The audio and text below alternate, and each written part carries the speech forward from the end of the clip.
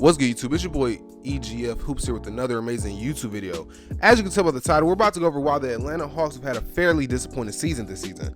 But before we go into that, don't forget to hit that sub button. We're aiming for 30 subs, hopefully by the end of this video or next video. Like the video, we're going for 5 likes this video, and comment down below how you think the Atlanta Hawks will finish off this season.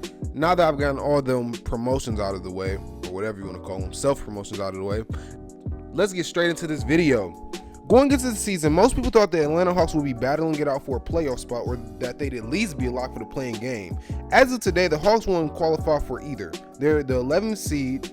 Even with the pickups of Bogdanovich, Gallinari, they drafted Onyeka, and with Clint Capela returning, we all thought we'd see the Hawks battling it out for a 6th or 7th seed. But unfortunately, as I said above, they're the 11th. I mentioned my opinions on the Hawks' acquisitions and drafting choices in my first ever YouTube video on this channel. The Atlanta Hawks won't make the playoffs. So far I'm right. Let's take a look at why. Let's look at their shooting first. They're 20th in three-point shooting with an average field goal percentage of 35.8% from beyond the arc. This is an upgrade from last season's 30th ranking, but not good enough when you have shooters such as Trae Young, Kevin Huerter, Gallinari, Bogdanovich, you got Tony Snell, and DeAndre Hunter has proved that he's even a decent three-point shooter. They're 23rd in field goals made per game with only 39.6, which is another important stat. But from those two stats there, it seems like the Hawks are just being inefficient all around. So I decided to look at a true stat that measures the true field goal percentage of a team, aka your effective field goal percentage, which they rank 21st in, which tells you how they're shooting from the field entirely, which would include free throw percentage, three-point percentage, and field goal percentage as a whole, which being in the bottom half of the league is a big no-go. The Hawks just aren't shooting the ball that efficiently. What leads to shooting the ball though is passing, so I decided to take a look at that. So I decided to look at passing. They're 19th in the league in passes made and assists, which means for a team as talented as the Hawks, the balls are just not being moved enough. I don't know how they aren't having the success needed with the options Trae Young and Rondo has for the pick and rolls, or even the pick and pop with John Collins shooting 38% from beyond the arc. And they have Gallinari, who dropped 40 their last game in February. They're 22nd in catch and shoot field goals made a game. The ball movement on this team is lacking, and the isolation type of game style that the Hawks play at times just isn't working.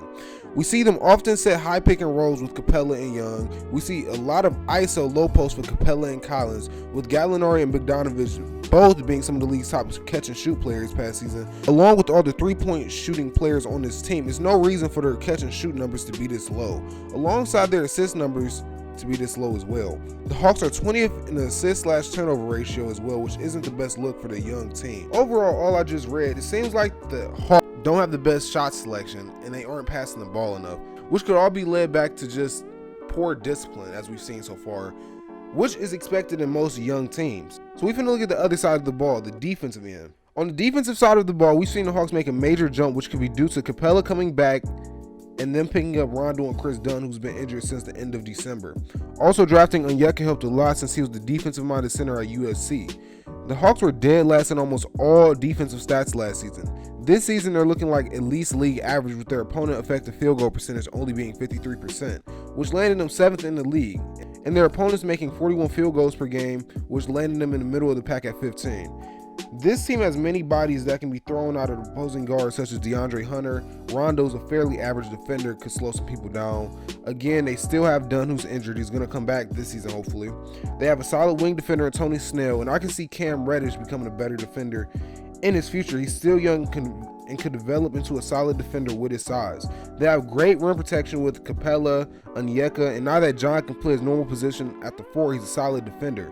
The only problem I see John running into is when he runs into 4s like Tatum or Pascal, who can do a lot more than just shoot or drive. But Collins can work on that with him being very young too. Like most young teams, the only defensive problem that they have is efficiency. They landed 22nd in the league's defensive efficiency rating. Now let's look at the Hawks as a whole and what they can look forward to in their future. We didn't look at basically both sides of the ball with the Hawks shooting, the Hawks passing, and the Hawks defense. They seem really well-rounded. They seem like they'd be a decent playoff team, a bottom 5, 6, 7 team, maybe 8 team, with the potential of, with their players developing, them becoming something special and them having the talent needed. Trae Young still young, DeAndre Hunter's young, John Collins young, Bogdanovich is still kind of young, Capela's only 25. They got veterans like Rondo. Chris Dunn isn't that old. He's like 26, 27. He's lacking a jump shot, though. That's why he's been bounced from team to team to team to team. But besides that, the moral of the story is they have all the pieces needed to be a great team, or a good team at least, because they haven't even been that. They've been average at best, if even that. All right, now let's look at the future of the Atlanta Hawks. Now, although the beginning part of this video may have sounded kind of negative and off, and I did make a video saying the Hawks wouldn't even make the playoffs, they're still my favorite team and the team I have faith in for the rest of the season. With them holding the Miami Heat to only 80 points in their first game of March, they still have a chance to make the play-in game and even the playoffs as a whole. Now let's look at why I'm saying this. They have the 7th easiest remaining schedule, with the only East teams in front of them being Miami, Brooklyn, Charlotte, and Detroit, which shouldn't cause much problem seeding wise because we all know Miami and Brooklyn are playoff locks. And like Atlanta, Charlotte is young but doesn't have nearly the pieces Atlanta does. And Detroit's no one to worry about at all as far as I'm concerned right now. From the defensive efficiency and poor passing and shooting, I feel like this young team is missing something. And from watching Hawks games and from looking at all these stats, Atlanta Hawks are really only missing 2 things from what I can see and tell. These 2 things are stopping them from reaching that play-in game, it's stopping them from reaching the playoffs, and even one day it's kind of stopping them from reaching the NBA Finals, which I can see them making in 4 to 5 years. They're missing a leader and they're missing discipline, and they could have possibly got that. 2 days ago, the Atlanta Hawks fired coach Lloyd, which wasn't liked much by the Atlanta Hawks fan base and turns out roster as well. A report came out shortly after the firing. The young group's relationship with the coach wasn't too good, and it was obvious a new voice was needed. Luckily for the Hawks, their top assistant is Indiana's former coach Nate McMillan. Unlike Pierce, who's had only a background of being part of losing cultures since becoming a head coach, McMillan led the Pacers to the playoffs 4 years straight, with a roster that sometimes didn't even look like they belonged there, with him even pushing LeBron's Cavs to a 7-game series in the first round a couple years back. Nate has 15 plus years of coaching experience and is a true leader, and I believe he can get this Hawks team to the playoffs. I believe Coach McMillan will discipline this Hawks team and reveal their true potential. As we've seen in his coaching debut, he held the Heat to only 80 points, outscoring them 31-14 in the 4th quarter. And that's really about it for this video, y'all. I love y'all more than I love myself. We're posting 2 to 3 times a week, so stay tuned for that. And that's about it, EGF Squad. We out.